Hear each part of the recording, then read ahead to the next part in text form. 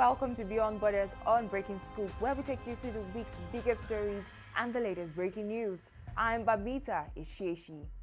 Republican senators are being encouraged to push for the goals of President Trump and his ally Elon Musk, particularly the mission of the newly created Department of Government Efficiency, DOGE.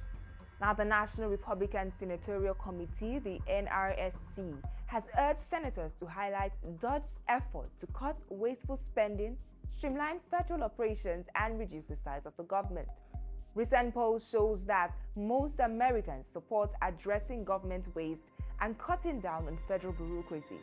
However, they are not happy with how DOGE is carrying out these changes, especially the workforce reduction.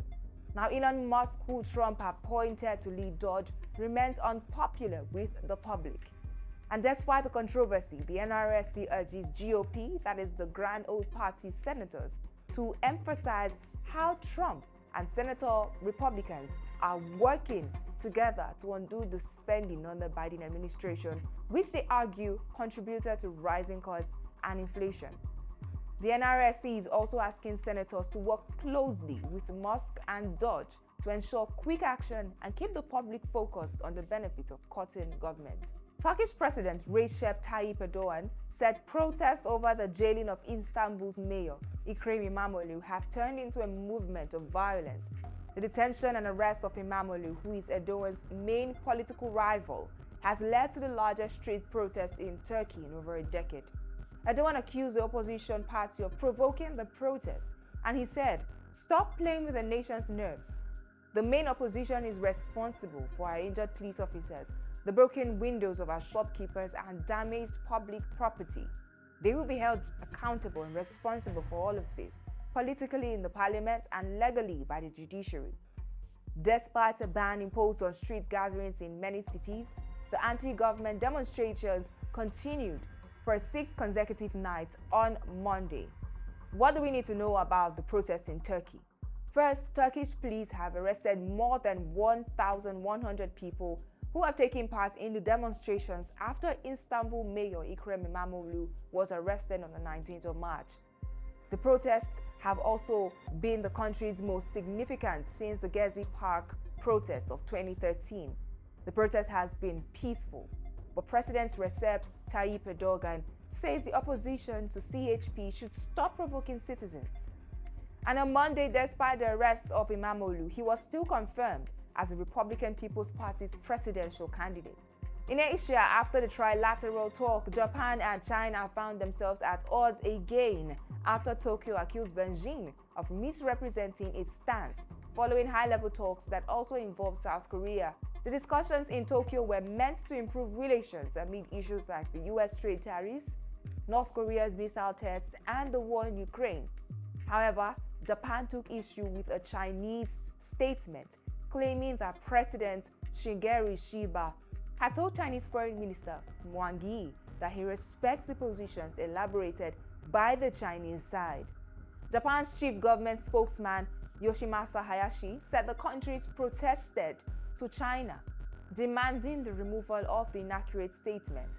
Hayashi called the release of a statement that it didn't reflect the facts as regrettable.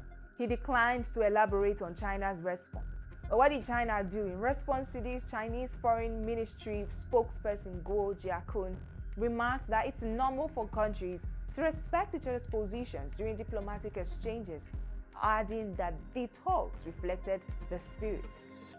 And Japan's Foreign Minister Takeshi Iwaya also emphasized the need for future-oriented cooperation between the three nations amid increasing global tensions.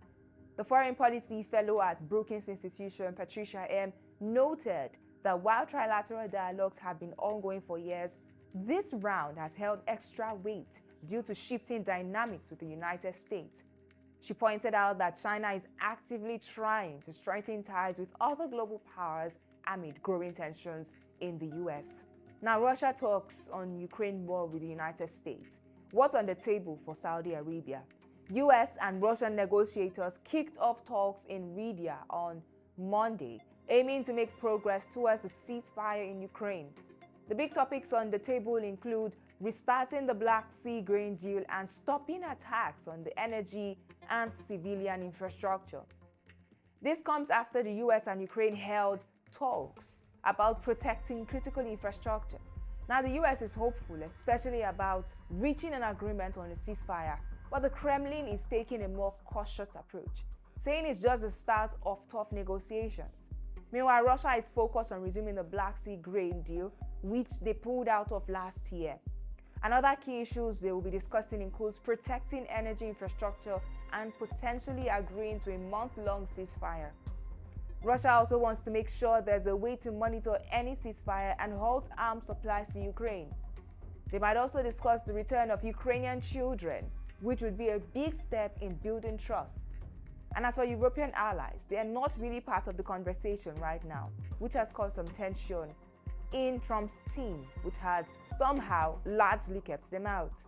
But US envoy Steve Witkoff, he seems to be optimistic about finding peace. He seems to want to brush aside fears of Russia wanting to take over all of Europe. And in Africa, Angola ends mediation role in the DRC-Rwanda conflict amid failed talk. Angola announced it will end its mediation efforts in the M23 conflict involving the DRC and Rwanda, citing failed negotiations and external interference. Now, despite initial efforts including securing both parties' consent for talk in Luanda, the meeting was cancelled at the last minute due to various factors. And after nearly 2 months as the African Union chair, Angola decided to focus on a broader continental issue like peace, infrastructure, and economic development. Challenges in the mediation process includes the M23 rebels rejecting talks due to international sanctions and a surprise meeting between DRC President Tshisekedi and Rwandan President Kagame in Qatar. Now, the conflict has escalated, with M23 capturing key towns and worsening the humanitarian crisis. Angola's withdrawal leaves the peace process uncertain, even as M23 agreed to withdraw from Walikari, signaling potential de-escalation. And that's all we can take on the news today. Thank you for watching.